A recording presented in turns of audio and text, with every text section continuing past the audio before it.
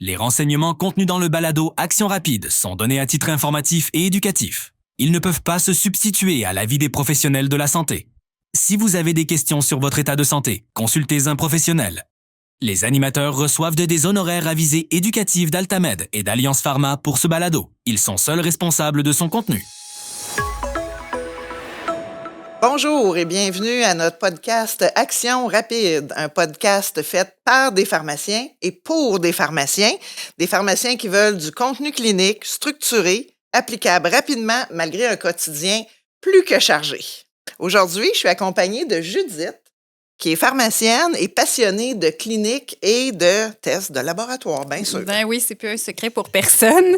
Et mais merci Marie-France Nicole, qui est pharmacienne. Et Marie-France, c'est notre passionnée en structure de travail. Donc, on va avoir besoin de toi aujourd'hui parce qu'on va avoir un gros épisode, là. Fait que tes fameux résumés qui sont très appréciés de nos auditeurs, ça va être important que tu nous fasses. J'espère que tu es en forme, Mon Marie-France. crayon est prêt. Je vais prendre des notes quand Stéphane va parler. Puis Oui. on va essayer de contenir Stéphane. Hein? On va vous le présenter, mais on va devoir le contenir. Pour que ce soit un épisode là, qui ne fasse pas 50 minutes. Exact. Donc aujourd'hui, on a un sujet qui va nous donner peut-être chaud, et pas seulement parce que j'ai le soleil dans le dos présentement et qu'on est deux femmes ménopausées. Oui. Pauvre Stéphane, hein? C'est dangereux. C'est dangereux. Donc aujourd'hui, on va faire un tour de ménopause. Donc Stéphane Côté, pharmacien, professeur en clinique à l'Université Laval et qui est spécialisé en ménopause. Donc merci Stéphane d'avoir accepté l'invitation. Merci beaucoup pour l'invitation. Donc, on va aller dans le vif du sujet. Depuis le documentaire L'Auto-Méno, ça a fait beaucoup jaser les femmes. Et souvent, nous, on voit, je ne sais pas toi, Marie-France, mais en pharmacie, les femmes débarquent. Puis là, des fois, je trouve ça un peu drôle parce que aussitôt qu'il y a une prise de poids, saut d'humeur, insomnie, là, tout de suite, les femmes s'auto-diagnostiquent. Puis là, des fois, dans l'heure de consultation, là, on se fait demander. Puis là, des fois, je suis un peu exaspérée parce que là, on voit que la femme est paniquée, est frustrée contre son médecin qui a minimisé ses symptômes. Puis là, elle nous décharge ça à nous, les pauvres pharmaciens. Donc, est-ce que tu as des trucs pour les pharmaciens pour nous aider à rassurer les patientes? Puis peut-être, sans les invalider, mais de leur expliquer que c'est pas parce qu'on a un symptôme qu'on est automatiquement en périménopause ou ménopause. Bien, pour mettre en contexte, c'est que l'automéno a vraiment mis le point majeur sur des symptômes qui existent depuis l'ère des temps. Hein. Les femmes, vous allez être ménopausées dans votre vie. Fait que ça existe. La seule affaire, ce qui était intéressant, c'était vraiment sur une souffrance qui était minimisée. On ne parle pas beaucoup de l'impact de la fameuse étude WHI des années 2000 qui a vraiment dramatisé la prise en charge de la ménopause parce que c'était même pratiquement une mauvaise pratique de mettre des hormones chez les femmes. Fait que ça, Véro l'a vraiment mis en place que c'était vraiment, le documentaire a vraiment mis quelque chose en place qui était vraiment une souffrance qui était là, mais depuis 20 ans, en disant c'est pas si pire que ça. C'est un peu dans ce sens-là que Véro Méno a mis ça en place. Tu as raison, la périménopause, la ménopause, c'est pas j'ai des symptômes, c'est ça.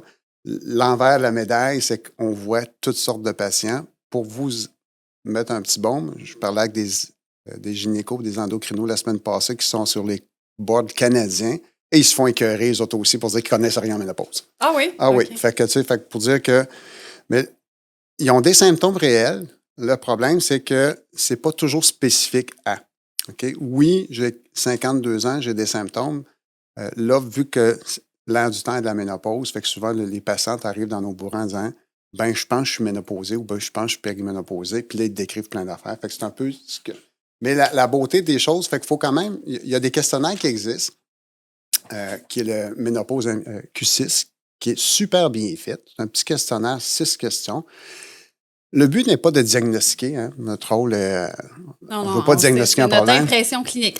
Oui, l'impression clinique, c'est le terme à retenir. Ils veulent pas. Ils sont pris, souvent, ils se pensent folles. Ils arrivent du bureau du médecin en disant ils m'ont pas cru. Ils veulent être crus, de minimiser, mais de leur faire croire que c'est pas imaginaire, hein, que c'est multifactoriel. C'est une maladie qui est multifactorielle. C'est pas une maladie, c'est un syndrome, souvent qu'on va dire, écoutez, fait qu'il arrive une baisse d'hormones avec une augmentation, souvent la périménopause chez la femme. c'est une explosion des hormones. Fait que l'estrogène va flairburter par en haut. Quand la progestérone baisse, c'est là que les segments bizarres et tout arrivent. Fait que souvent, moi, je dis aux patientes qui sont en périménopause, vous vous sentez un petit peu comme en grossesse parce que l'estrogène augmente. Une tempête hormonale. Exactement. Hein? Fait qu'un début de tempête hormonale qui peut durer, malheureusement, de 3 à 5 ans.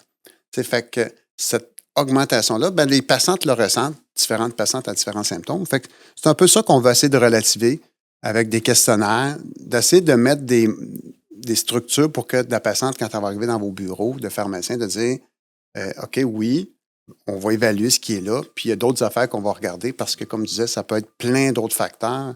J'ai perdu mon emploi la semaine passée, puis je dors plus. Ben, c'est pas ménopause, pas périménopause. Hein? Et écoute, j'ai envie de faire du pouce sur ce que tu dis. Est-ce que ça se peut que, justement, les symptômes apparaissent, ils peuvent être causés par la ménopause ou pas, ou la péri, peu importe. Mais en fait, le risque, c'est que si c'est pas bien adressé, c'est pas pris au sérieux, et c'est là où ça va prendre des proportions. Tu sais, le symptôme, il est une chose, mais comment on va avoir de l'aide, comment on va avoir du soutien pour le gérer, va faire peut-être la différence, hein? C'est pour ça qu'il y a plein de cliniques dites spécialisées qui ont ouvert pour pallier à ce problème-là. Répondre à ce besoin-là. Répondre à ce besoin-là. Qui fait que, et je vous dis en toute franchise, je ne suis pas sûr que sont beaucoup plus spécialisés que les pharmaciens que vous avez dans la vie de tous les jours. Là. Mais je pense que c'est important. Puis je pense que la santé de la femme en général, tu sais, je pense souvent, les femmes, souvent, on se sent pas comprises quand on a un diagnostic. Là, c'est la même chose pour l'endométriose que beaucoup de médecins ne maîtrisent pas puis dire, ben c'est normal une femme qui a mal au ventre. Mais tu sais, quand c'est rendu que tu es sous dilodite de façon chronique parce que tu as des douleurs atroces, que ton quotidien est affecté, puis c'est là, tu sais, j'en ai souffert personnellement, puis j'ai déjà eu des urgentologues qui me disaient, ben c'est le stress. Puis j'ai dit, j'ai du sang dans mes urines et dans mes selles parce que je suis stressée. Ben je vous annonce que vous allez chercher plus longtemps, mais tu sais, j'étais professionnelle de la santé, j'ai un caractère, j'ai été capable de défendre mon point, mais une patiente qui n'a pas ces connaissances-là... Je comprends exactement parce que je travaille beaucoup dans le domaine, puis je dirais toujours parce qu'une femme qui vient nous voir en médecine pour un trouble du sommeil, on va lui prescrire un médicament et un homme, on va lui prescrire l'exercice. Oui. Quand on parlait de la périménopause, chez les femmes, le corps médical en général, puis voit la façon différente. Ah, mais pauvre, elle est tellement stressée, on va la faire dormir. Puis là, on dit, toi, tu vas bouger. Pourquoi qu'on ne dit pas la même affaire aux deux? Oui. C'est parce que c'est un trouble du sommeil qui va être identifié. Fait que, moi, je ris toujours parce qu'aux patientes, je leur dis toujours, quand on décrit les symptômes, puis je dis, non, vous n'êtes pas folle, c'est normal. Puis souvent, je vais leur demander comment sont vos SPM. Fait étrangement, c'est des patientes qui ont souvent des SPM très forts, les postpartum très forts. Fait que ça va nous orienter un petit peu pour voir comment va aller la périménopause, ménopause aussi. Fait que ça nous oriente. Et là, encore là, je ne suis pas médecin et tout, fait ça relative et ça déstresse un peu nos patients en disant OK, ça a de l'allure ce que tu dis. Puis l'autre affaire, on va s'assurer qu'il n'y a pas d'autres affaires bizarroïdes qui apparaissent. Oui, effectivement. Puis après, mais encore là, on va être capable. Puis comme je dis toujours, le médecin n'est pas là pour dire c'est pas vrai. Souvent, il a validé avec d'autres choses pour s'assurer que ce n'était pas une périménopause, ménopause qui est là. Et après, il va dire oui, ça se peut que. Mais souvent, c'est de la façon qu'on va l'expliquer aux patients. C'est sûr qu'ils ont des symptômes. Souvent, les premiers symptômes sont vasomoteurs. Il fait chaud, je suis tout trempe et tout. Mais encore là, il faut définir qu'est-ce qu'un symptôme vasomoteur. Qu'est-ce qu'est une sudation. Fait que là, des fois, il y a des affaires qui sont drôles avec les patients. De dire, mais j'ai chaud tout le temps. Ça, c'est de la sudation valable. C'est ça. Mais tu sais, justement, si tu pouvais nous donner un petit peu là l'ordre des choses, là, tu sais, comment on peut dire une femme, ben oui, ça ressemble à des symptômes ou c'est pas ça. C'est-tu de la ménopause, la périménopause? C'est quoi les éléments cliniques essentiels? Puis comment on oriente le diagnostic? Puis c'est quoi aussi qui peut nous confondre, là, qui peut nous induire en erreur? Dans la périménopause, préménopause, là, on a 4 stades. On a les phases précoces qui vont arriver. Et c'est là que souvent, les symptômes vont être légers. Souvent, les troubles du sommeil vont arriver. Souvent, le cycle menstruel va allonger. Les saignements vont être un peu plus abondants. Fait que souvent, les patientes ne consulteront pas parce qu'ils vont dire c'est à un moment donné, cycle après cycle, là, où que ça va les inquiéter, c'est qu'à un moment donné, il y a un cycle qui va sauter. Là, ça, c'est la partie. C'est effectivement gynéco-urinaire qui va commencer. Okay.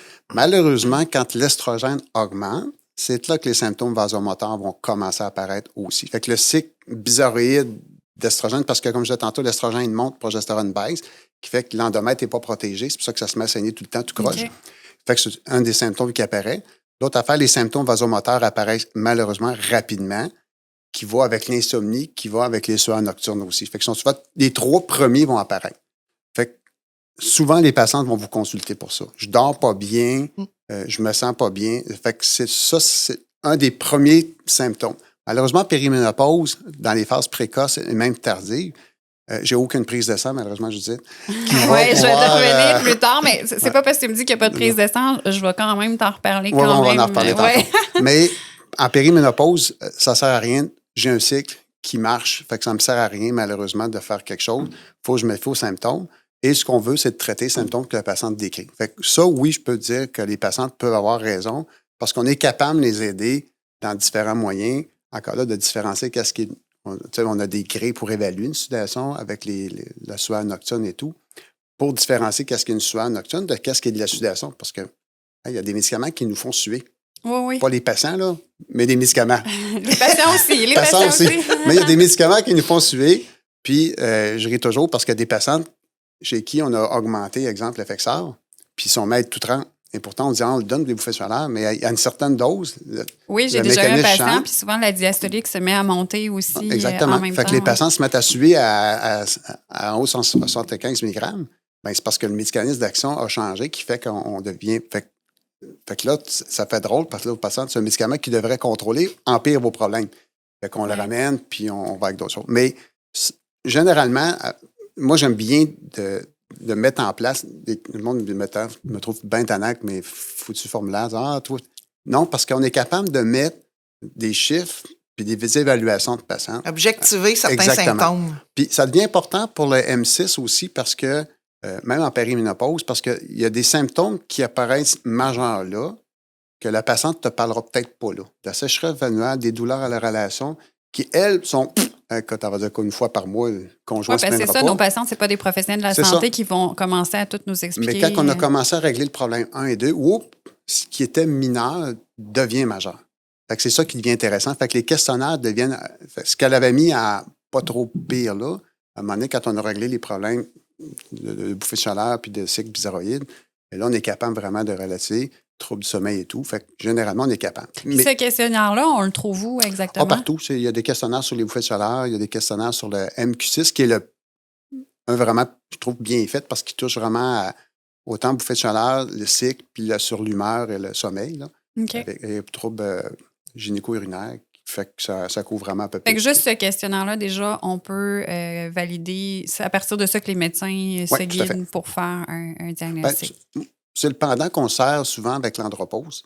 Ça, des petits questionnaires qu'on sert en andropause aussi, à Adams, qui fait que on vous diagnostique pas, puis ils sont affichés dans nos pharmacies. Vous avez tel symptôme, parlez-en à votre médecin. Fait que souvent, ce que je dis aux femmes, on l'imprime, puis on dit, regarde, ça, parlez-en à votre médecin. Fait que le médecin va aimer ça parce qu'on vient de mettre en chiffres ce que la patiente essaie de nous décrire dans plein d'affaires, puis que c'est un peu garoché partout. Okay. Là, on est capable de standardiser une approche, de dire, OK, ça, c'est ça. Oui, ça ressemble à ça. OK, on va vérifier s'il n'y a pas rien d'autre. Puis si tout est normal, puis on est vraiment péri, on va s'attaquer à vos symptômes. Puis je pense que ça peut aussi rassurer la cliente qu'on s'occupe d'elle puis qu'elle est prise au sérieux dans ce qu'elle nous amène. Là. Le fait d'avoir un outil structuré, je pense que ça peut avoir cet effet-là aussi. Je m'excuse, Judith, j'aime beaucoup la structure. Ah, ben oui, j'avais remarqué, mais moi, je vais renchaîner avec tes tableaux. Puis je pense que, tu sais, parce que là, tu parles de structure, moi, je revenais avec mes labos. C'est que je pense que c'est pour ça qu'il y a beaucoup de femmes qui veulent donc avoir une prise de sang. Tu sais, comme tu l'as dit, le diagnostic de la ménopause n'est pas tant avec les prises de sang, mais moi, j'en vois souvent qui vont dire, qui ont insisté pour que le médecin fasse une prise de sang, puis là, ils vont me parler que leur résultat est beau. Je sais que dans certaines situations, parce qu'en haut de 45 ans, quand il y a de l'aménorrhée, c'est pas indiqué de faire une prise de sang, mais dans certains cas, on va faire des dosages. Fait que j'aimerais ça que tu expliques aux pharmaciens en général que s'il y a une patiente au comptoir qui insiste qu'elle veut qu'il y aille au DSQ, ben, je pense qu'il y a bien des pharmaciens qui vont regarder ça avec des yeux de poisson rouge, qui n'auront aucune idée de ce qu'ils regardent. Fait que juste de nous donner une petite idée de ce qu'on peut doser. Je dose pour suivre l'efficacité d'un traitement. Pour commencer. Fait que la LH-FSH, qu'on va regarder pour confirmer une ménopause, ça, c'est un diagnostic. Fait que le médecin va faire ça. L'estradiol, c'est souvent la chicane qu'on a, puis un peu avec le guide de l'INES, c'est la même affaire. Généralement, l'estradiol, dans un cycle normal d'une femme, vous jouez entre 1000 et 3000 dans un cycle normal. On va jusqu'à 100 000 en grossesse. En ménopause, vous baissez en bas de 100 picomol. Qui fait que l'estradiol, pour moi, est un marqueur, comme la TSH pour la glande thyroïde. Le marqueur, c'est pour l'efficacité de mon traitement. OK?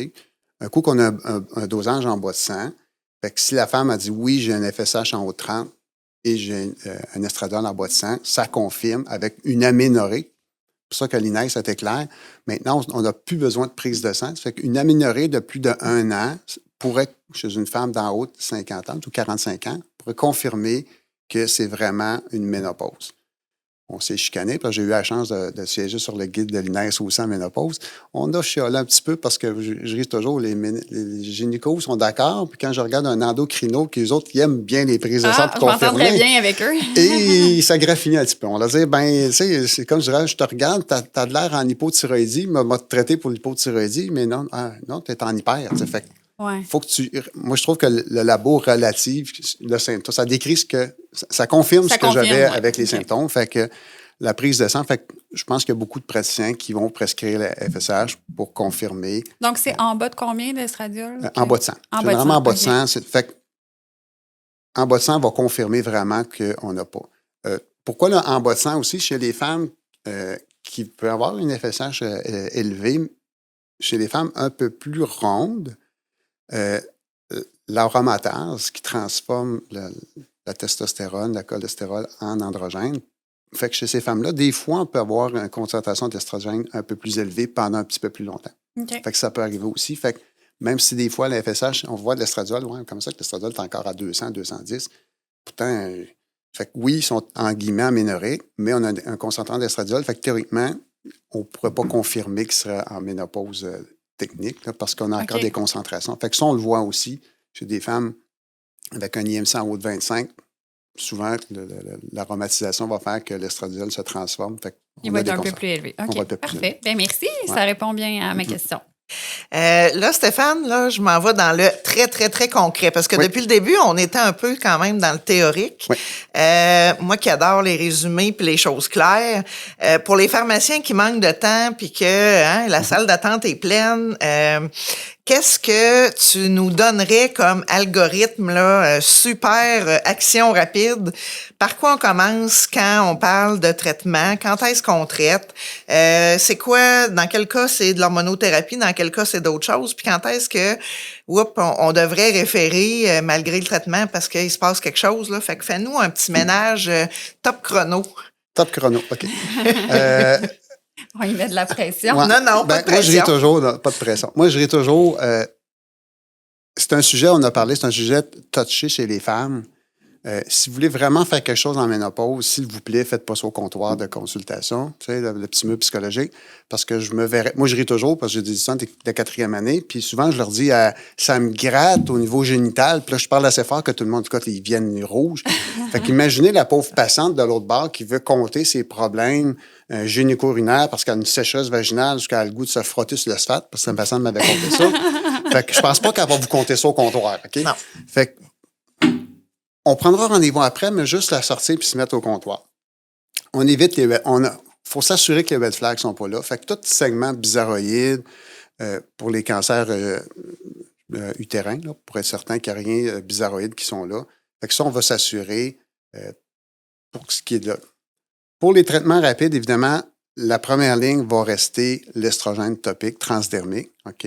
Ce sont des bioidentiques. Je vous le dis, parce que les patientes vont dire « Je veux pas rien de chimique, je veux du naturel. » Oui, mais même encore, l'automéno parlait des bioidentiques et compagnie. Fait on l'a enlevé du guide de l'INES parce que là, les cliniques dites spécialisées vont vous faire des mélanges d'estradiol avec l'estrone, c'est du E3 et 4. Ils vont dire c'est tellement naturel que c'est bien meilleur que ce qu'ils vendent chimiquement, et pourtant, c'est chimique les deux.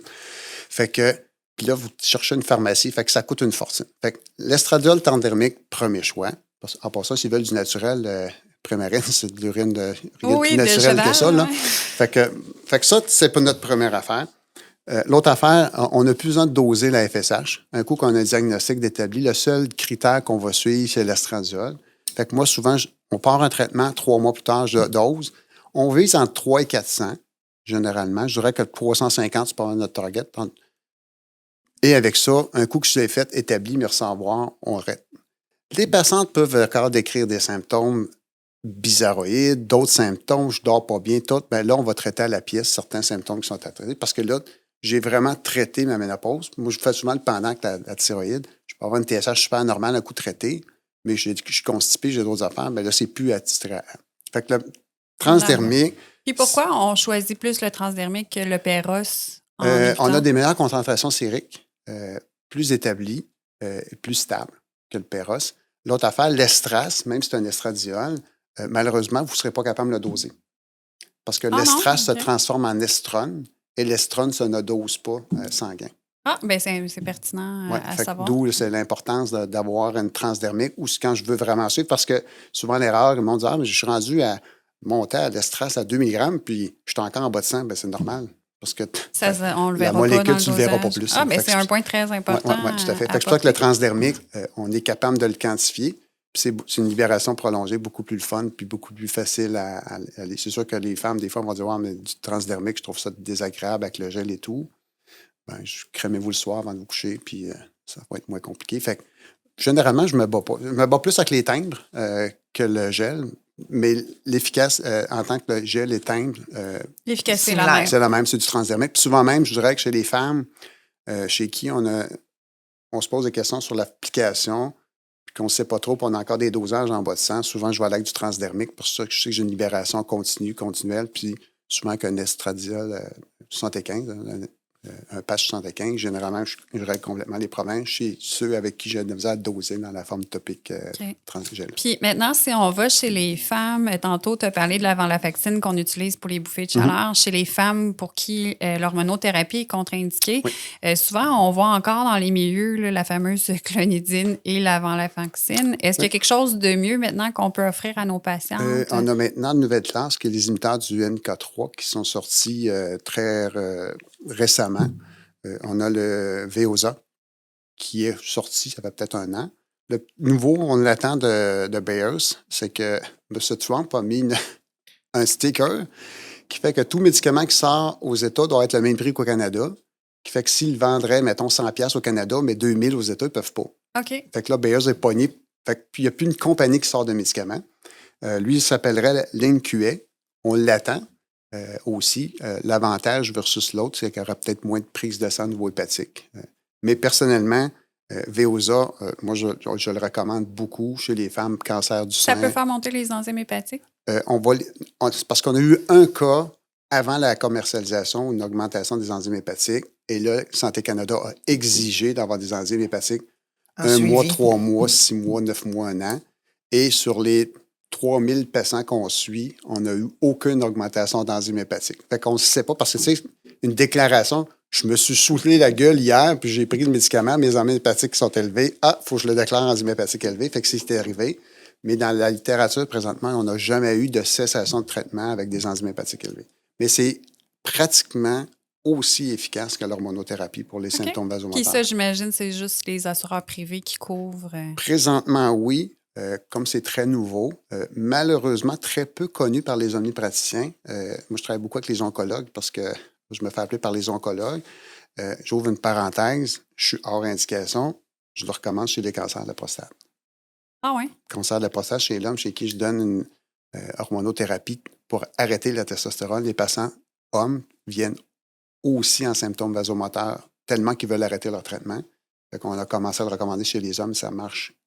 Dans 2 mois, c'est aussi efficace. Mais moi, personnellement, je ne l'avais jamais vu au comptoir, ce médicament-là. Moi non plus. Ouais, vraiment, à 60 mg, c'est miraculeux. Puis l'avantage, tantôt, tu parlais d'endométriose. Eux ont commencé à l'étudier dans des doses jusqu'à 180 mg en endométriose. Puis on a vraiment une efficacité. Puis pourquoi c'est sécuritaire pour moi?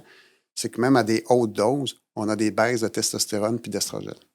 Qui fait que pour une patiente en cancer du sein, c'est sécuritaire. C'est très sécuritaire. Fait que c'est pour ça malheureusement, c'est beaucoup les oncologues qui vont le recommander.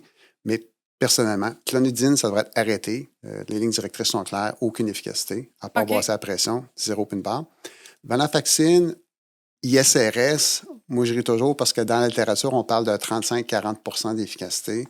Pratico-pratique, j'ai jamais vu une patiente de dire « Hey, mon Paxil, ça va assez bien depuis que je prends ça, j'ai plus Moi de non chaleur. » plus, Jamais. même la Venlafaxine. Venlafaxine, souvent à 37,5, parce que les doses efficaces, c'est 37,5, 75 max. Parce qu'en haut de 75, on change de mécanisme d'action. Et comme je disais tantôt, de la sudation en bas. Souvent, les médecins vont faire « Ah, je vais monter à 150. » Arrêtez ça. Pratico-pratique, si je gagne 20 puis quand on mesure l'efficacité des bouffées de chaleur, je suis jamais capable de... Je pogne du 20 pratico-pratique. Par contre, moi, tu vois, j'ai déjà eu des commentaires de patientes qui me disaient ça n'a pas changé grand-chose sur mes bouffées de chaleur, mais ça a géré mon irritabilité, mes sauts d'humeur, puis je suis plus patiente, fait que je les endure plus. Tu sais. Ouais. C'est comme un effet connexe, mais quand même. Ça, tantôt, le questionnaire devient important parce que c'est quoi qui vous irrite le plus? Et quand on arrive des fois de dire il y a peut-être quelque chose qui m'irritait plus, mais là, on a fronté un problème qui est là. Puis quand on a vraiment enlevé le problème, puis là, tu dis, comme tu as dit, la bouffée de chaleur, elle m'écœurait. C'était peut-être mon irritabilité qui était ma patience est morte à la ménopause, que je ne tolérais plus rien. C'est ça. Fait que quand je baisse le niveau d'anxiété, fait que là, tu dis, c'est peut-être ça le problème en fin de compte. Bon point, mais je suis contente. Je vais avoir vraiment appris quelque chose de nouveau dans ma pratique, de pouvoir offrir un traitement à ces patientes-là. Ça, c'est numéro 1. Évidemment que j'ai des patientes en symptômes gynéco-urinaires, malgré une concentration efficace d'estrogène. On est toujours allé dans le topique aussi. Fait que les oestrogènes topiques ou le DHA intravaginal aussi marchent super bien. Fait que souvent, on va aller par symptômes. Par la suite, qu'est-ce que la patiente... en combinaison, là. Tout à fait. Topique et transdermique, là, l'estrogène. Ouais. OK. Fait que ça, on évalue. Puis pour finir, ce qu'on n'évalue jamais, risque cardiovasculaire, risque fracturaire. Pourquoi j'en parle? C'est parce que, en cas là, des bonnes discussions avec l'INES, c'est que souvent, l'INES, en haut de 65 ans, ils vont arrêter l'hormonothérapie chez les femmes. Là, j'ai fait mon petit arbre en moi. Je dis, parfait, j'ai une femme trans, vous allez faire quoi avec? Là, on dit, OK, là, vous donnez du 2 puis du 4 mg d'estrase. Donc, je vais dire, à partir de 75, tu redeviens un homme. Ouais, mais là, vous êtes en fait des affaires de la discrimination de genre, là. Je suis une femme biologique, puis moi, je n'aurai pas le dos à mes hormones. Fait que là, ils ont parti avec. Ils ont dit, tu tannant, pourquoi qu'on l'invitait une fois? Fait que je dis, moi, j'évalue un risque cardiovasculaire, comme avec tous les médicaments. Fait que je suis capable d'évaluer, de dire, écoute, j'ai une patiente de 82 ans, elle prend rien d'autre que ses oestrogènes. Qui, moi, de dire, écoute, elle va bien, elle est active, la vie est belle, elle a un copain, regarde. Je suis qui, moi, de dire, ah là, c'est dangereux, moi, t'enlever les hormones. Fait que souvent, moi, j'agace souvent de mes patients. 6 heures avant la mort, c'est là que je les arrête. Mais j'évalue, évidemment, chaque année, l'autre affaire, les risques fracturaires aussi, de voir s'il n'y a pas de risque. Parce que oui, l'estrogène protège, mais souvent, on a des risques aussi plus élevés qui fait qu'on est obligé d'aller dans des risques, d'évaluer les risques fracturaires puis d'augmenter. Fait que c'est souvent, un coup qu'on a traité ça, on va évaluer symptôme par la suite. Parfait.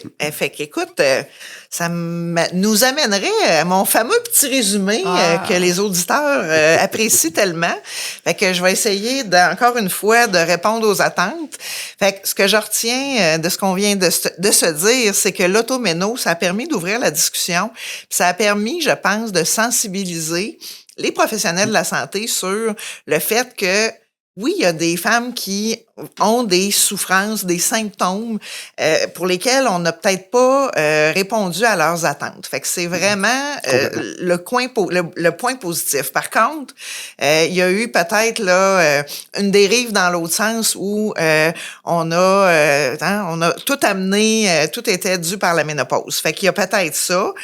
Il faut se ramener peut-être à nos critères diagnostiques de péri et de ménopause, puis se rappeler que ça repose, oui, sur la clinique, que les prises de sang ne sont pas systématiques, quoique ça peut venir confirmer ce qu'on voit, ce qu'on observe, améliorer, etc. La base du traitement en ménopause, j'ai bien retenu que c'est le transdermique qui est le standard, la première ligne, puis qui aide aussi au niveau des symptômes gynéco, des symptômes osseux, puis des symptômes psychiatriques.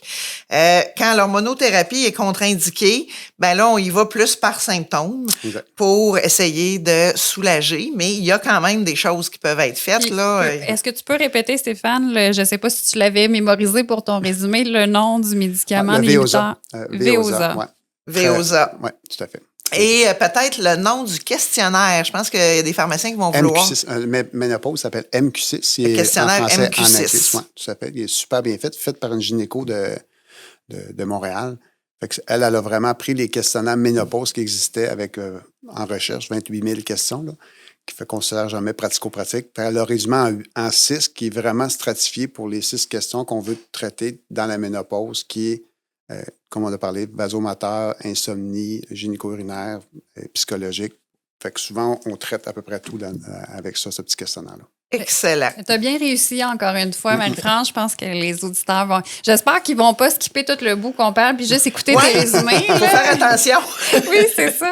Si t'es trop bonne, là, ils nous écouteront plus. Exact. Donc, je sais pas si tu as déjà écouté nos podcasts, Stéphane, mais on termine avec la petite question à Judith parce que des fois, mon cellulaire, quand c'était moi qui étais l'invité, les premiers épisodes, mon cellulaire faisait du feu et je me promène dans les pharmacies puis je me fais souvent aborder par des pharmaciens avec des petites questions. Sauf que là, aujourd'hui, spécialement, je me garde. La petite question, Judith, vient vraiment de Judith. C'est une question que je me suis déjà fait poser par des patientes en pharmacie. Puis même, je suis une ancienne technicienne de laboratoire médical et c'est pour ça ma passion des labos. Okay. J'avais pas la réponse. Fait que là, j'ai dit, je vais poser la question à mon spécialiste.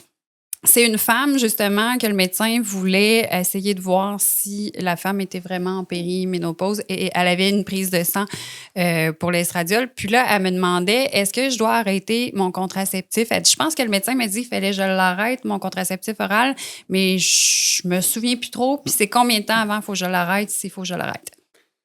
Très bonne question.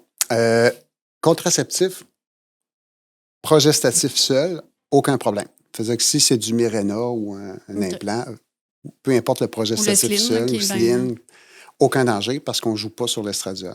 Si c'est un combiné avec l'éthylène d'estradiol ou le petit nouveau qui est arrivé, là, le E4 avec drospiridone dedans, malheureusement, il faut l'arrêter. Souvent, la littérature n'est pas très claire. Entre 7 à 14 jours jusqu'à 6 semaines, tout dépendant des auteurs. Généralement, moi, je dis aux patients entre 4 et 6 semaines d'arrêter. Okay. Très, très important, contraception supplémentaire. Oui, parce qu'en périménopause, on peut avoir des petites surprises. J'ai eu une patiente, 52 ans, qui est tombée enceinte. OK. Elle avait encore un cycle. Elle disait, ouais, mais il me semble que, puis, elle a demandé, mal de cœur ont embarqué. Là, ils ont pensé à un cancer, ils ont pensé à toutes les affaires. Puis le médecin dit, ils m'ont quand même passé un test de grossesse positif. Oh là là. Fait que, tu sais, à 52 ans, je ne suis pas sûr qu'elle voulait tomber enceinte. Fait que c'est pour ça que je disais au monde, parce que si jamais les prises de sang sortiraient normales, ça arrive que pendant un an, on va revenir avec le contraceptif combiné. Pour dire, écoute, vous n'êtes pas en ménopause, veux-tu le continuer? Oui, parfait, je le continue. Mais souvent, fait progestatif seul, vous pouvez faire votre dosage, il y a FSH, estradiol, il n'y a aucun danger. Sinon, si y a un combiné, il faut arrêter. Moi, je dirais au moins 4 à 6 semaines. Pour être certain de... Bien, merci, Stéphane. Je vais, avant de faire la conclusion officielle, je vais me permettre un petit éditorial. J'avais une discussion avec une équipe d'ATP récemment qui me disait, moi, à partir de 45 ans, je pose pas la question si la dame est enceinte. Oh. Et je me disais, je disais, ça serait important d'aller peut-être un peu plus haut dans la strate d'âge parce que oui, tu peux tomber enceinte à 50 ans. Donc, juste pour taper sur ce clou-là, c'est important la collecte de données. Très important. J'ai un ami qui est tombé enceinte. Elle le voulait, puis elle avait 46. Bon, oui, de plus en plus, les femmes, tu sais, professionnellement, ils retardent la grossesse aussi. Donc, ils appellent ça les fameuses grossesses gériatriques. Mais on en a de plus en plus. Fait qu'il ne faut pas sous-estimer. Bon point, Marie-France. Voilà. Donc, merci beaucoup, Stéphane, d'avoir été avec nous pour ce premier épisode sur la ménopause. On voit qu'il y a quand même beaucoup de choses à dire. Fait que finalement, on va te garder pour un deuxième épisode. On n'a pas été trop désagréable. Non, c'est très, très agréable. C'était mon premier podcast officiel, fait que c'est vraiment le fun, agréable. Tu t'es bien contenu jusqu'à maintenant, fait qu'on te garde. Parfait, merci. Dans le prochain épisode, on va regarder vraiment des cas concrets que Judith a eu des questions pour lesquelles on veut avoir des réponses. Merci d'être à l'écoute, puis à une prochaine édition du podcast. Merci.